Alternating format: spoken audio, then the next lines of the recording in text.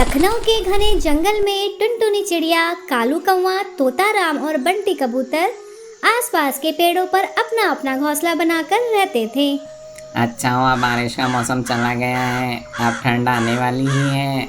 सुना है इस बार कड़ाके की ठंड पड़ने वाली है। मैं तो चला खाना इकट्ठा करने। अरे तुम बहुत लेट हो गए हो कालू, मैंने तो बहुत सारा खाना पहले ही इकट्ठा कर लिया है। मैं भी कुछ कम नहीं हूँ, मैंने भी बहुत सारा खाना इकट्ठा कर लिया है। अब तो केवल ठंड के मौसम का इंतजार है। हम सब मिलकर ठंड में अपना अपना खाना बांट कर खाएंगे और ठंड का खूब मजा लेंगे। कुछ दिन पहले मेरे पंखों पर चोट लग गई थी, मैं खाना इकट्ठा नहीं कर पाया हूँ। मुझे तो डर लग रहा है मैं ठंड के मौसम में क्या करूँगा। चिंता मत करो बंटी, हम सब तुम्हारे साथ खाना बांटेंगे। लेकिन एक शर्त पर, तुम बाद में वह खाना हमें जंगल से इकट्ठा करके लौटा दोगे। टुनटुनी चिड़िया और उसके दोस्त ठंड के मौसम का इंतजार कर रहे होते हैं, लेकिन अगले ही दिन उनके पड़ोस में एक खतरनाक लक्खा चील और बागी बगुला आ जाता है। मुझे यहाँ खाने की बहुत खुशबू आ रही है। लगता है यहाँ के पक्षियों ने बहुत खाना इकट्ठा कर लिया है। मेरा नाम है लक्का, मेरा काम है पक्का।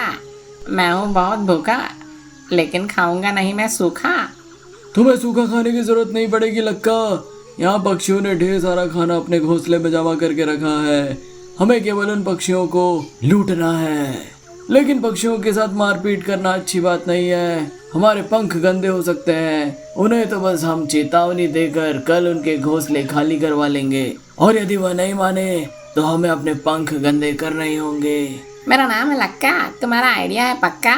पहले हम उन्हें धमकाएंगे और करेंगे अपना काम। यदि वह नहीं माने तो हम करेंगे उनका काम तमाम। अगले दिन बागी बगुला और लक्का चील सारे पक्षियों के घोंसलों के पास आकर उन्हें धमकी देता है। क्या ऐसे कैसे हम तुम्हें अपना खाना दे दें? बिल्कुल नहीं, मैं तुम्हें अपना खाना नहीं दे सकता। अरे यदि तुम में हिम्मत है तो जरा हमारे घोंसले के अंदर घुस करके दिखाओ। दोस्तों, यह दूसरे पक्षियों की तरह नहीं लग रहे हैं, ये हमें धमकी दे रहे हैं। इसका मतलब ये बहुत ताकतवर हैं, हमें इनसे सावधान रहना होगा। इनमें यदि हिम्मत है तो जरा हमारे घोंसले की तरफ जाकर दिखाएं, फिर देखना हम क्या करते हैं। लगता है यह धमकी से नहीं मानेंगे। लक्का, जरा इन्हें सबक तो सिखाओ। लक्खा चील एक झटके में चारों ही पक्षियों को उठाकर फेंक देता है। चारों पक्षी जंगल के सबसे समझदार पेड़ के पास जाते हैं। पेड़ जी, हमने बहुत मुश्किलों से अपने घोंसले में खाना इकट्ठा किया था, लेकिन उन शिकारी पक्षियों ने हमारा खाना लूट लिया है। अब हम क्या करें? अयो, मैं अपने जंगल के पक्षियों को मुसीबत में नहीं देख सकता। यह लो, यह ताकत के पौधे के बीज हैं। इसे जमीन में लगा देने पर यह एक ही दिन में बड़े हो जाएंगे। इसके पत्ते को खाने पर तुम ताकतवर हो जाओगे और उन शिकारी पक्षियों को हरा दोगे। अगले दिन चारों पक्षी ताकत के पौधे के बीज को जमीन में लगा देते हैं और उनसे शक्ति देने वाला एक पौधा निकल कर आता है। लेकिन अचानक वहाँ बागी बगुला और लक्खा चील आ जाते हैं और उस ताकत के पौधे को खा लेते हैं। मेरा नाम है लक्का, मेरा काम है पक्का। धन्यवाद जंगल के पक्षियों, अब दूंगा मैं तुम्हें एक धक्का तो तुम्हारा खाता होगा पक्का। दोस्तों, चलो भागो यहाँ से, वरना आज हमें ये जिंदा नहीं छोड़ेंगे। सारे पक्षी वहाँ से भाग जाते हैं और दूर शहरी जंगल के पेड़ पर उदास बैठकर सोचते रहते हैं। हर बार तो वो जादुई पेड़ हमारे काम आता था, लेकिन इस बार तो उस जादुई पेड़ ने हमें धोखा दिया है। नहीं कालू, यह हमारी लापरवाही है। हमने शिकारी पक्षियों से उन जादुई पौधों की सुरक्षा नहीं की। खैर, हमें फिर से जादुई पेड़ के पास जाना होगा। सारे पक्षी फिर से जादुई पेड़ के पास जाते हैं।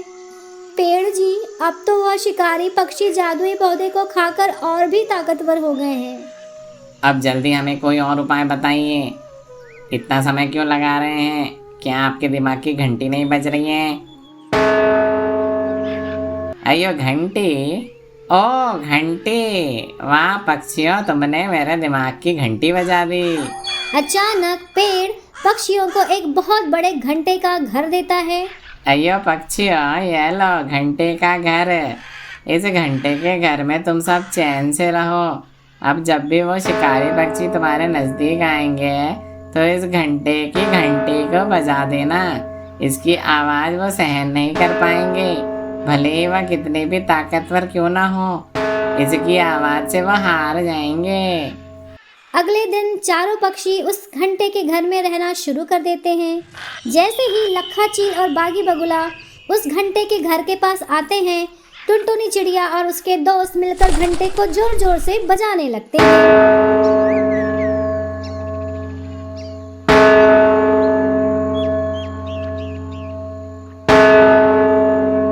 ओह, यह आवाज मुझसे सहन नहीं हो रही है। लगता है मैं बहरा हो गया हूँ। मेरा नाम है लक्का, मेरा काम था पक्का। इस घंटे से गया हूँ मैं हार, इसके आगे हो गई मेरी ताकत बेकार। इस प्रकार चारों पक्षी उस घंटे के घर में अपना खाना इकट्ठा करके खुशी खुशी रहने लगते हैं। सुंदरवन एक ऐसा जंगल है जहाँ आकाश को सूरज अपने हाथों से रंगता है। ऐसे जंगल में टुनटुनी चिड़िया अपने दोस्तों बनारसी तोता और मीरा मोर लूसी कबूतरी के साथ रहती थी। टुनटुनी, बनारसी तोता, मीरा मोर और लूसी कबूतरी कोई सामान्य पक्षी नहीं थे। वे बहुत चतुर और मेहनती पक्षी थे। सारे पक्षी लखा चील के स्कूल में जो पढ़ते थे। मेरा नाम है लक्का, मेरा पढ़ाया हुआ याद रखो एकदम पक्का। 2 दूनी 4, 4 दूनी 8, ये रहा आज का पाठ। तुम हो जंगल के पक्षी बेस्ट, इसलिए लूंगा कल मैं तुम्हारा टेस्ट। जी गुरुजी।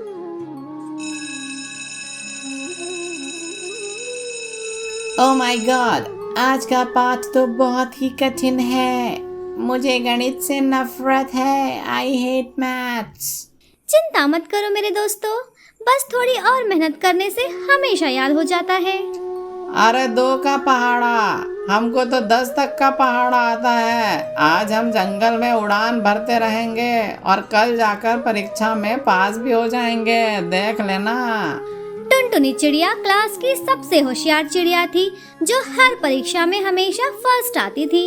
लेकिन उसी स्कूल में एक कालू कौवा भी पढ़ता था। कालू कौवा टुनटुनी चिड़िया और उसके दोस्तों से नफरत करता था। क्या इन पक्षियों ने हमेशा परीक्षा में फर्स्ट आने का ठेका लेकर रखा है?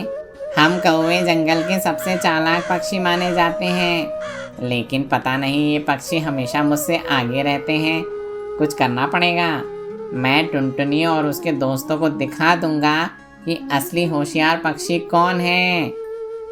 कालू कौवा जंगल की चुड़ैल सुंदरी कौवे के पास जाता है। तुम यहाँ क्यों आए हो कालू? मुझे तुम्हारे जादू की जरूरत है सुंदरी जी। मैं टुनटुनी और उसके दोस्तों को परीक्षा में मात देना चाहता हूँ। बहुत अच्छा, लेकिन याद रखो कालू, जादू की कीमत चुकानी पड़ती है। और हाँ, मेरा जादू तो जरूर असर करेगा, लेकिन तुम्हें भी बहुत सावधान रहना होगा।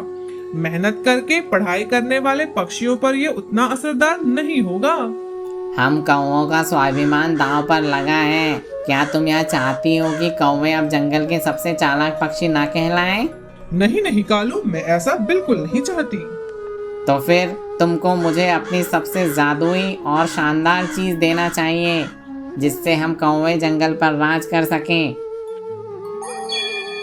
ये लो, ये एक जादुई पानी है। यदि तुम इस पानी को किसी पेड़ पर डाल देते हो तो उस पेड़ के फल कोई भी पक्षी खा लेता है, तो वह सबसे मूर्ख पक्षी बन जाएगा। वाह, यह हुई ना बात। अब देखो मैं टुनटुनी और उसके दोस्तों का क्या हाल करता हूँ। कालू कौवा सुंदरवन जंगल के सभी पेड़ों पर जादुई पानी डाल देता है। टुनटुनी चिड़िया और उसके दोस्त जंगल के पेड़ पर लगे फल खाते हैं। फलों को खाने के बाद, अरे भैया, हम कौन हैं? आप लोग कौन हैं? और हम सब कौन हैं? आज हमने स्कूल में क्या पढ़ा है? मुझे कुछ याद नहीं आ रहा है। ये कुछ ठीक नहीं लग रहा है। इन फलों को खाने के बाद हम पक्षियों को क्या हो गया है? देखा कालू से पंगा लेने का अंजाम। कल तक तो तुम इतने मूर्ख बन जाओगे कि स्कूल का रास्ता ही भूल जाओगे। कालू वहाँ से चला जाता है। इससे पहले कि मुझे सब कुछ भूल जाए, मुझे कुछ करना पड़ेगा। टुनटुनी प्राचीन बुद्धिमान जादुई पेड़ के पास जाती है। टुनटुनी जल्दी जल्दी जादुई पेड़ को सारी बातें बता देती है। मुझे तुम्हारी परेशानी का एहसास हो गया है टुनटुनी। यह लो, यह एक जादुई अखरोट लो। इस जादुई अखरोट को जमीन में लगा देने पर थोड़ी देर बाद वो एक जादुई पेड़ में बदल जाएगा। इस जादुई अखरोट के पेड़ में रहने से तुम्हारी याद करने की क्षमता और तुम्हारा इंटेलिजेंस वापस आ जाएगा। टुनटुनी चिड़िया ने अखरोट के बीज को जमीन में लगा दिया। थोड़ी ही देर में जादुई अखरोट का एक शानदार चमकता हुआ घर बन गया। जैसे ही टुनटुनी और उसके दोस्त अखरोट के घर में प्रवेश करते हैं, वे फिर से होशियार पक्षी बन जाते हैं। अखरोट के घर के अंदर टुनटुनी और उसके दोस्तों ने खूब मन लगा के पढ़ाई की। अखरोट के घर ने उन्हें और भी अधिक स्मार्ट और बुद्धिमान बना दिया था। अंत में परीक्षा का परिणाम आया और सारे पक्षी पास हो गए। केवल कालू कौवा फेल हो गया। कालू कौवा सारे पक्षियों से माफी मांगता है। ये नहीं हो सकता, मैं फेल हो गया। काश मैं मेहनत करके पढ़ाई कर लेता तो शायद पास हो जाता। मुझे क्षमा कर दो टुनटुनी, मैं गलत था। कोई बात नहीं कालू, हम सभी एक साथ सीख सकते हैं और आगे बढ़ सकते हैं। अंत में कालू कौवे ने भी कड़ी मेहनत का सबक सीख ही लिया। एक बार की बात है, एक घने जंगल में टुनटुनी नाम की एक गरीब चिड़िया रहती थी। उसके पास खुद का कोई घोंसला नहीं था और वह हर दिन भोजन खोजने के लिए संघर्ष करती थी और इधर उधर खाने की तलाश में घूमती रहती थी। आज दिन भर मैं जंगल में इधर उधर भटकती रही, लेकिन आज मुझे खाने के लिए कुछ भी नहीं मिला। लगता है आज मुझे भूखे ही रहना पड़ेगा। और बेचारी टुनटुनी चिड़िया उस रात बिना कुछ खाए ही चुपचाप किसी पेड़ की डाल पर सो जाती है। अगले दिन बेचारी टुनटुनी चिड़िया खाने की तलाश में किसी दूसरे जंगल जाती है। वहाँ उसे एक जगह पर चूड़ी पड़ी हुई मिलती है। टुनटुनी चिड़िया उस चूड़ी को अपने साथ लाती है और वहाँ उसे लूसी कबूतरी भी मिलती है। टूनी बहन, ये तुम्हारे पास चमचमाती चीज क्या है? लगता है ये चूड़ी है। ये तुम्हें कहाँ मिली? मैं खाने की तलाश में भटकते भटकते दूर के जंगल चली गई थी। मुझे ये चूड़ी वहीं पड़ी हुई मिली। क्या तुम मुझे ये चूड़ी बेच सकती हो? इसके बदले मैं तुम्हें 50 रुपए दूंगी। लूसी कबूतरी टूनी चिड़िया को 50 रुपए देकर चूड़ी ले जाती है।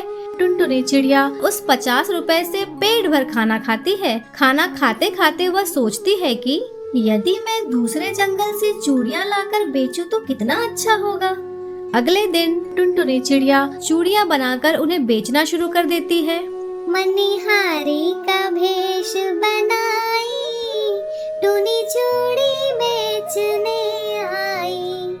मनिहारी का भेष बनाई, टूनी चूड़ी बेचने आई। कुछ पक्षी उसके पास चूड़ी देखने आते हैं, लेकिन चूड़ियाँ नहीं खरीदते और चले जाते हैं। बहुत दिनों तक टुनटुनी चिड़िया की चूड़ियाँ नहीं बिक पाती हैं, लेकिन टूनी हार नहीं मानती और रोज चूड़ियाँ बेचने जाती है। कुछ दिनों बाद उसकी चूड़ियाँ बिकना शुरू हो जाती हैं। ढेर सारे पक्षी दूर दूर से आकर उसकी चूड़ियाँ खरीदना शुरू कर देते हैं। एक दिन अचानक जब वह चूड़ी बेच रही थी, तभी वहाँ लखा चील और बागी बगुला आ जाता है। लखा चील और बागी बगुला पिंकी चिड़िया और सुग्गी तोती को पकड़ लेते हैं। मेरा नाम है लक्का, मेरा काम है पक्का। इस चिड़िया ने चूड़ी की दुकान लगाकर हमको दिया है मौका। अब हम लगाएंगे शिकार का चौका। धन्यवाद चिड़िया, तुमने हमारा काम आसान कर दिया। वैसे भी हमें शिकार इधर उधर भटक भटक कर मिलते हैं, लेकिन तुम्हारी चूड़ी की दुकान में हमें शिकार आसानी से मिल गए। ओह माय गॉड, ये जालिम चील और बागी बगुला इन दोनों चिड़ियाओं को पकड़कर खा जाएंगे। अब इन्हें कोई नहीं बचा सकता।